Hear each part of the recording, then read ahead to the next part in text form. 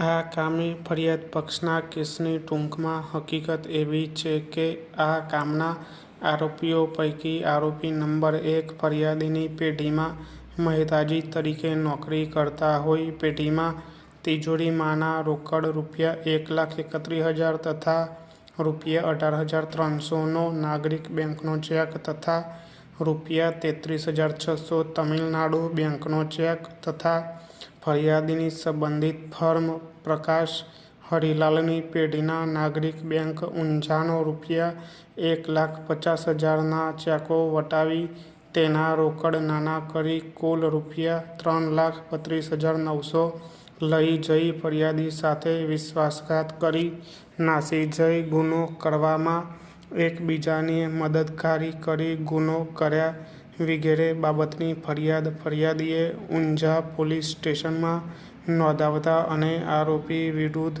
પૂરતો પુરાવો મળી આવતા સદર ગુનાની ઇન્સાફી કાર્યવાહી થવા સારું નામદાર કોર્ટમાં ચાર્જશીટ રજૂ કરેલ છે. પકડો. ત્યારબાદ આ કામના આરોપીઓને સમન્સની ધોરણસર બજવણી થતાં આરોપીઓ નામદાર કોર્ટ સમક્ષ હાજર થતા આરોપીઓને પોલીસ તપાસના કાગળોની નકલો વિના મૂલ્યે પૂરી પાડ્યા બાદ આંક 7થી તહોમતનામું ફરમાવી આંક 8 તથા આંક 49થી આરોપીઓનો જવાબ લેતા તેમાં આરોપીઓએ ગુનાનો ઇનકાર કરતા ફરિયાદ પક્ષનો કેસ આગળ ચલાવવામાં આવેલ છે. પકડો. આ કામના ફરિયાદી શાહ ત્રિભુવનદાસ વીરચંદદાસ નાઓને ઇસ્યુ કરવામાં આવેલ સમન્સ તેઓ સરનામે મળી આવતા ન હોવાના શેરા સાથે પરત ફરેલ, જે સમન્સ આંક 49થી રજૂ થયેલ છે. તેમજ આ કામે શાહેદ શાહ અશોકકુમાર ત્રિભુવનદાસ નાઓને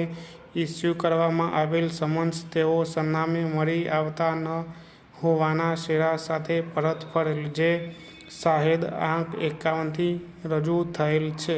તેમજ શાહેદ પટેલ જસવંતભાઈ સોમાભાઈ નાઓને ઇસ્યુ કરવામાં આવેલ સમન્સ તેઓ સરનામે મળી આવતા ન હોવાના શેરા સાથે પરત ફરેલ, જે સમન્સ આંક 50થી રજૂ થયેલ છે.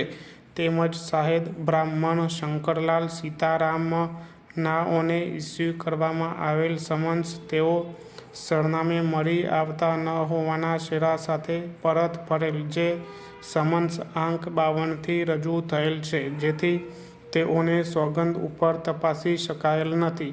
ફરિયાદ પક્ષે મૌખિક તથા લેખિત પુરાવો રજૂ થયેલ છે. પકડો.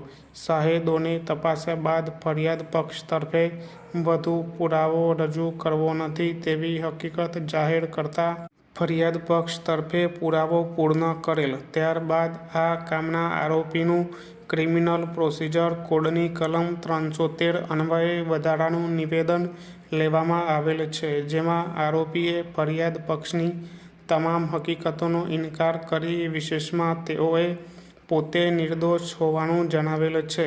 આ સિવાય આરોપીએ સોગંદ ઉપર પુરાવો આપેલ નથી કે બચાવના કોઈ શાહેદ તપાસેલ નથી. ત્યારબાદ સરકાર તરફે વિદ્વાન એપીપી શ્રીની તથા આરોપીના વિદ્વાન વકીલ શ્રીની દલીલો સાંભળવામાં આવેલ છે.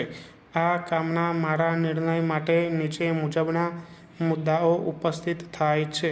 પકડો. શું ફરિયાદ પક્ષ નિઃશંકપણે પુરવાર કરે છે કે આ કામના આરોપીઓ પૈકી આરોપી નંબર 1 ફરિયાદીની પેઢીમાં મહેતાજી તરીકે નોકરી કરતા હોય. પેઢીમાં તિજોરીમાંના રોકડા રૂપિયા 1,31,000 તથા રૂપિયા 18,300નો નાગરિક બેંકનો ચેક તથા રૂપિયા 33,600 તમિલનાડુ બેંકનો ચેક તથા ફરિયાદીની સંબંધિત ફર્મ પ્રકાશ હરિલાલની પેઢીના નાગરિક બેંક ઊંઝાનો રૂપિયા 1,50,000ના ચેકો વટાવી તેના રોકડ નાના કરી કુલ 3,32,900 લઈ જઈ ફરિયાદી સાથે વિશ્વાસઘાત કરી નાસી જઈ ગુનો કરવામાં એકબીજાની મદદગારી કરી ભારતીય દંડ સંહિતાની કલમ 406, 420, 381, 34 મુજબનો શિક્ષાપાત્ર ગુનો કરેલ છે.